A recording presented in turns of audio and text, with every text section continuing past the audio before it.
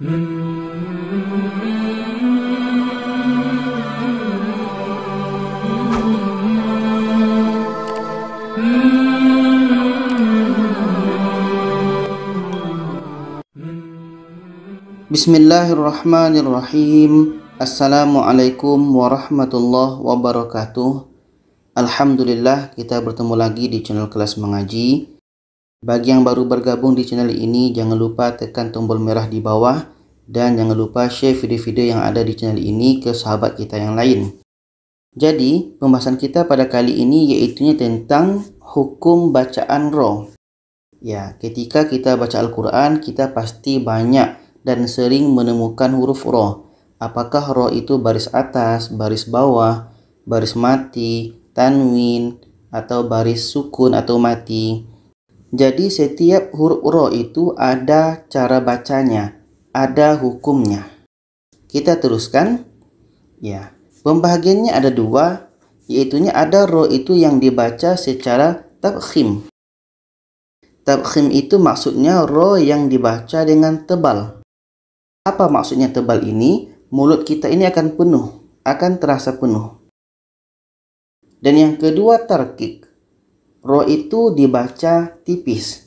Jadi pada kali ini pembahasan kita fokus kepada ro yang dibaca secara tabkhim atau ro yang dibaca secara tebal. Kita teruskan. Bentuk pertama ro yang dibaca tabkhim atau tebal ialah ro itu berbaris di atas, atau ro itu berbaris tanwin di atas. Ro yang berbaris di atas atau ro yang berbaris tanwin di atas. Kita lihat contohnya di sini dalam surah Al-Masad ayat 4. Di sini ro ini baris di atas. Jadi ro ini kita baca tebal.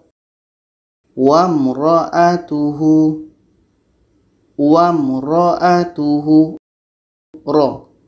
ro seperti penuh bunyi mulut kita. Wa mra'atuhu. Contoh yang kedua masih baris di atas dalam surah Al-Kahfi ayat 2. Ini ro berbaris di atas. Kita baca dengan liyunzira. Ro dibaca tebal. Liyunzira. Seterusnya, ini contoh untuk ro yang berbaris tanwin di atas. Ini ro yang berbaris tanwin di atas. Jadi kita baca tebal. Naron dzata. Naron.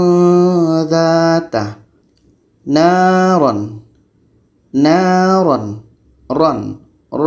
Dibaca tebal dalam surah Al-Masad ayat 3. Contoh yang keempat dalam surah Al-Baqarah ayat 158. Ini ro yang berbaris tanwin di atas. Kita baca dengan tebal. Tatawwa'a khairan.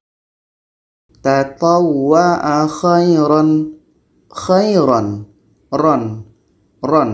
Kita baca tebal. Ini bentuk ro pertama yang dibaca tebal, yaitunya ro yang berbaris di atas atau yang berbaris tanwin di atas. Sekarang kita masuk kepada bentuk yang kedua. Bentuk ro kedua yang dibaca tabkhim atau tebal ialah ro itu berbaris di depan. Ro itu berbaris di depan atau ro itu berbaris tanwin depan. Ini tanwin depan ya. Oke.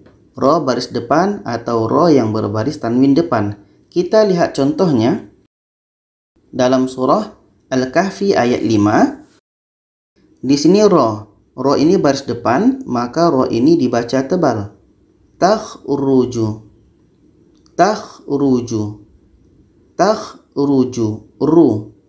Ru kita baca tebal.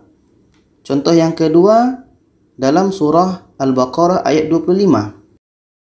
Ini ro yang baris depan. Ruziqna. Ru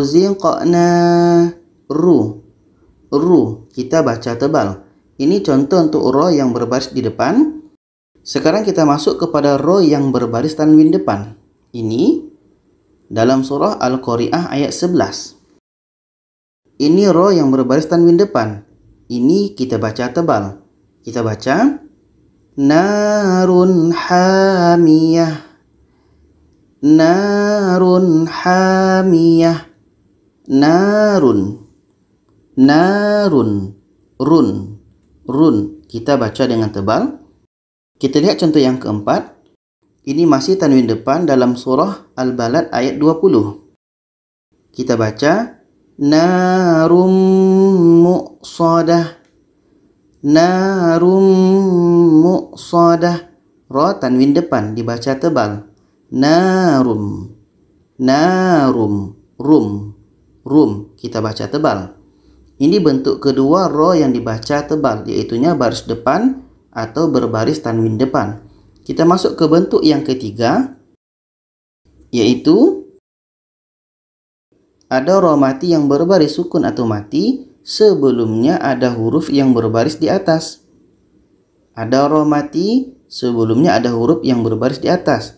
Atau ada ra sukun atau mati, sebelumnya ada huruf yang berbaris di depan. Ra mati, sebelumnya ada huruf yang berbaris di depan.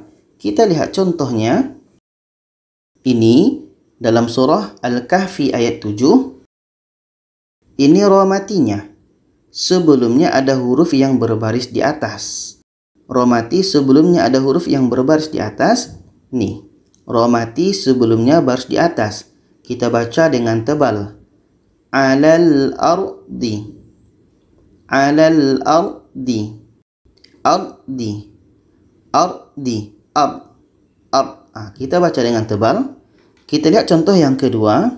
Ini dalam surah Al-Fil ayat 3. Ini ra matinya, sebelumnya ada huruf yang berbaris di atas. Untuk huruf sebelum ra ini tidak masalah. Apapun hurufnya, yang penting sebelum ra ini, sebelum ra mati ini, ada huruf yang berbaris di atas. Ra mati sebelumnya baris atas, maka ini dibaca dengan tebal. Wa arsalah. Wa arsalah. Wa arsalah. Ini untuk contoh ra mati sebelumnya huruf yang berbaris di atas. Sekarang kita masuk untuk ra mati sebelumnya huruf yang berbaris di depan. Dalam surah Al-Kahfi ayat 16. Di sini ada ra mati sebelumnya baris depan. Ada ra mati sebelumnya baris depan, maka ini dibaca tebal. Yanshur lakum. Yanshur lakum. Syur. Syur. Kita baca tebal. Contoh selanjutnya, ini dalam surah At-Takatsur ayat 2. Ini huruf ra matinya sebelumnya berbaris depan. Ra mati sebelumnya ada huruf yang berbaris di depan. Ini dibaca dengan tebal. Zurtumul maqabir. Zurtumul. Zurtumul. Zur. Zur. Kita baca tebal. Jadi untuk yang ketiga ini ada ra mati sebelumnya ada huruf yang berbaris di atas, atau ra mati sebelumnya ada huruf yang berbaris di depan. Itu yang ketiga. Kita masuk yang keempat. Cirinya seperti ini. Ada ra mati, sebelumnya itu ada huruf yang berbaris kasrah aridhah. Kasrah aridhah. Apa itu kasrah aridhah? Yaitunya kasrah yang bukan aslinya. Maksudnya huruf tersebut bukan baris bawah pada asalnya. Oke, sekarang kita lihat contohnya. Ini dalam surah Al-Anbiya ayat 28. Jadi ini ra matinya dan ini kasrah aridhahnya terletak pada hamzah. Dari mana kita tahu kasrah aridhahnya? Asalnya adalah seperti ini. Irtadha. Irtadha. Limanir tadha. Limanir tadha. Contoh seterusnya dalam surah Al-Baqarah ayat 286. Ini ra matinya sebelumnya ada kasrah aridhah. Yang alif ini atau hamzah, hamzah wasal. Bagaimana asalnya? Irhamna. Irhamna. Warhamna. Warhamna. Dibaca tebal. Ini untuk yang keempat, ada ro mati sebelumnya ada huruf yang berbaris kasrah aridhah atau kasrah yang bukan aslinya. Kita masuk yang kelima. Bentuknya adalah ini. Di sini saya letakkan tanda ini sebagai simbol untuk berhenti. Apakah berhenti pada akhir ayat atau berhenti sebab tanda waqaf? Jadi tanda ini mesti kita pahami dulu. Ini adalah tanda berhenti. Apakah berhenti sebab akhir ayat atau berhenti sebab tanda waqaf? Jadi bentuk kelima ro yang dibaca tafkhim tebal ini ialah ada ro mati, sebelumnya ada huruf yang berbaris di atas dan terletak pada akhir bacaan. Apakah terletak pada akhir ayat atau sebab tanda waqaf? Atau bisa juga seperti ini. Ada ro mati, sebelumnya ada huruf yang berbaris di depan dan terletak pada akhir ayat atau pada akhir bacaan. Kita lihat contohnya. Ini dalam surah Al-Qiyamah ayat 8. Ini adalah akhir ayat. Oke, ini adalah akhir ayat. Kita bisa rujuk Al-Quran. Di sini ro. Ada ro yang disukunkan. Oke, ro ini baris di atas. Tapi karena berhenti, maka kita jadikan dia baris mati. Jadi ada ro yang disukunkan. Ro ini sukun. Sebelumnya ada huruf yang berbaris di atas. Ada ro sukun. Sebelumnya ada huruf yang berbaris di atas dan terletak pada akhir bacaan. Kita baca wa khasafal qamar. Wa khasafal qamar. Qamar. Kita baca dengan tebal. Contoh seterusnya dalam surah Al-Ghashiyah ayat 24. Ini pada akhir bacaannya, yaitunya pada akhir ayat. Dan ini ro yang disukunkan. Ro ini baris di atas, tapi kita matikan. Kenapa kita matikan ro-nya? Karena ro ini pendek. Jadi di sini ada ro mati, sebelumnya ada huruf yang berbaris di atas dan terletak pada akhir ayat atau akhir bacaan. Maka ini kita baca tebal. Al-'adzabal akbar. Al-'adzabal akbar. Bar. Kita baca tebal. Ini contoh untuk ro mati sebelumnya baris atas pada akhir bacaan. Sekarang kita masuk contoh ro mati sebelumnya baris depan pada akhir bacaan. Ini contohnya dalam surah At-Takatsur ayat 2. Ini tanda akhir ayat dan ro ini berbaris depan tapi kita matikan. Kenapa kita matikan? Karena ro ini pendek. Jadi ro ini adalah berbaris mati, sebelumnya ada baris depan. Ada ro mati, sebelumnya baris depan dan berada pada akhir ayat. Maka ini kita baca tebal. Kita baca Alhaakumut takatsur. Alhaakumut takatsur. Kita lihat contoh yang berikutnya. Ini dalam surah Al-Qamar ayat 5.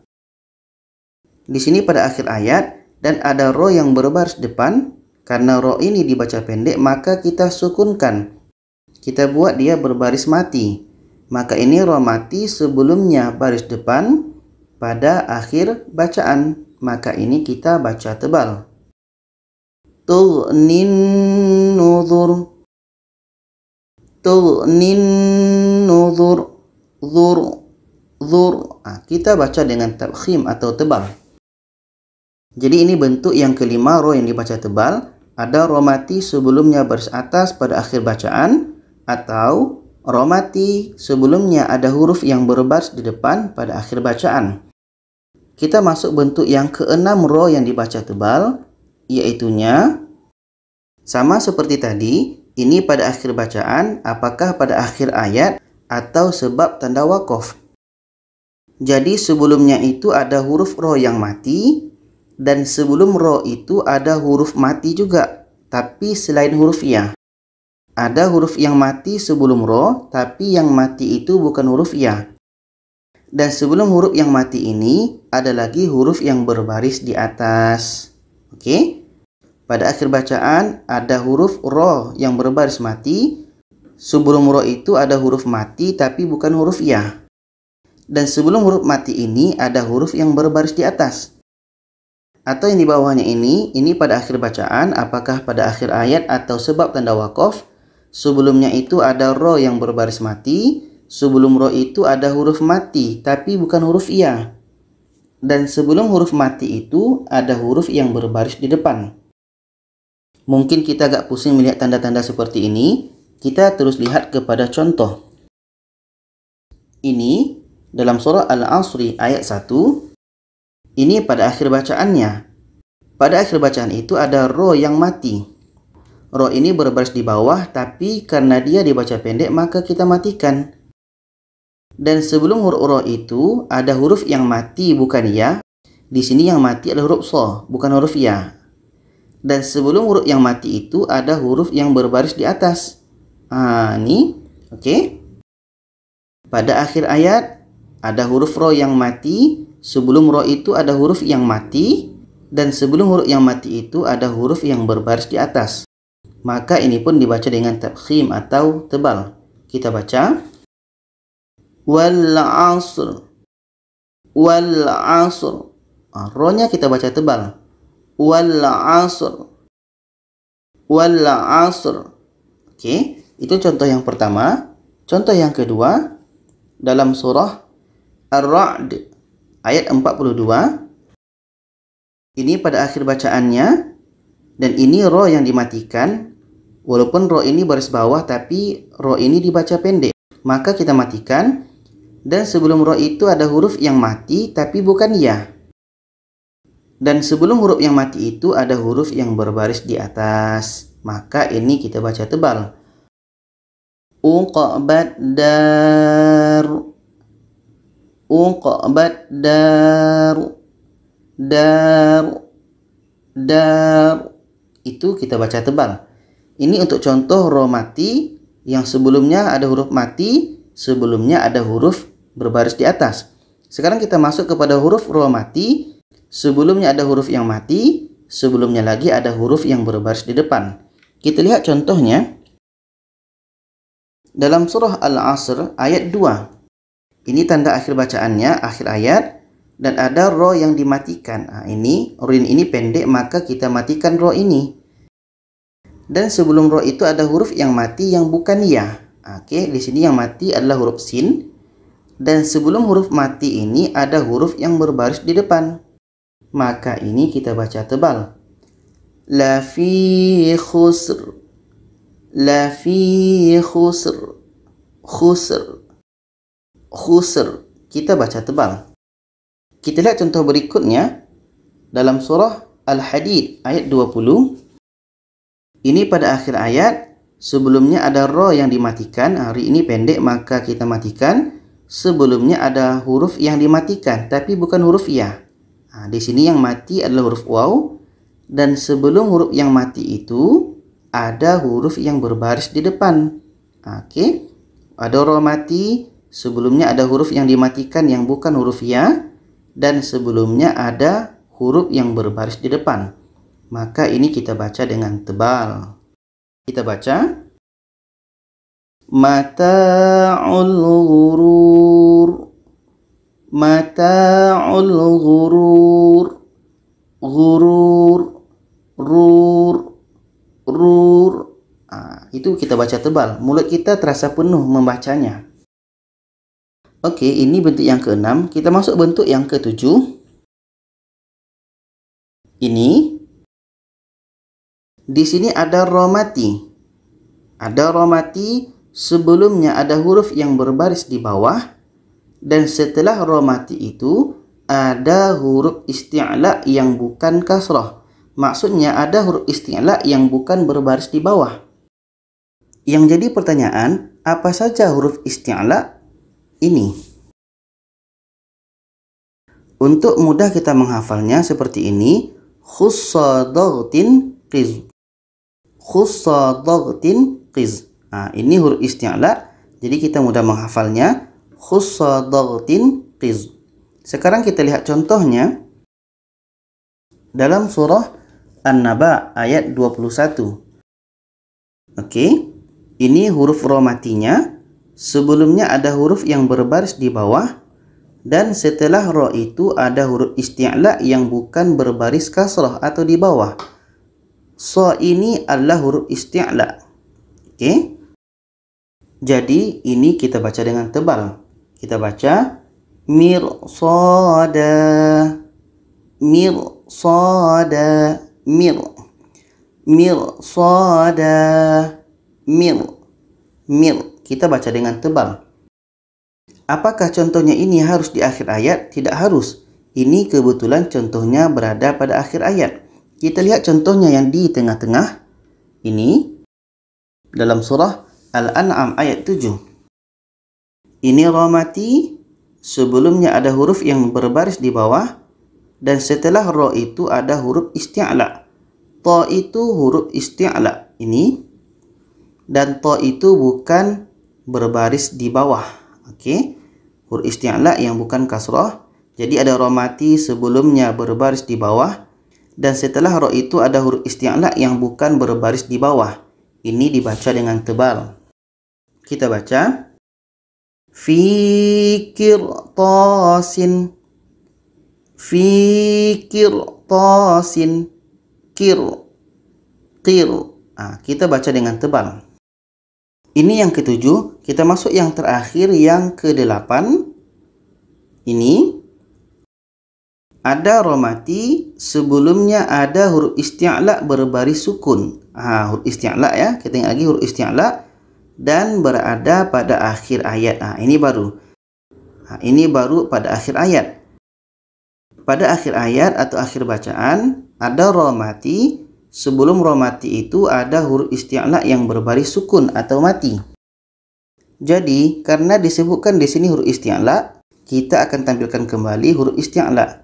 Ini khussa dhaghtin qiz, khussa dhaghtin qiz. Kita lihat contohnya dalam surah Yusuf ayat 21. Kalimah ini sebenarnya adalah di tengah-tengah, tapi seandainya kita berhenti pada kalimah ini, maka ini akan menjadi akhir bacaan, dan dikarenakan kita berhenti di sini, maka ra ini akan menjadi mati. Dan sebelum ra ini ada huruf isti'la yang berbaris sukun. Ada ra mati, sebelumnya ada huruf isti'la yang berbaris sukun. So. Jadi kalau kita berhenti di sini menjadi mim misr. Mim misr. Ini kalau kita berhenti pada kalimah ini. Contoh seterusnya, ini adalah berhenti pada sebab tanda waqaf. Di sini kalau kita lihat Al-Quran dalam surah, kita akan menemukan tanda solah. Tanda solah itu adalah seharusnya kita teruskan. Tapi kalau kita ingin berhenti tidak masalah. Jadi kalau kita berhenti di sini, maka ra ini akan berbaris mati karena ra ini dibaca pendek.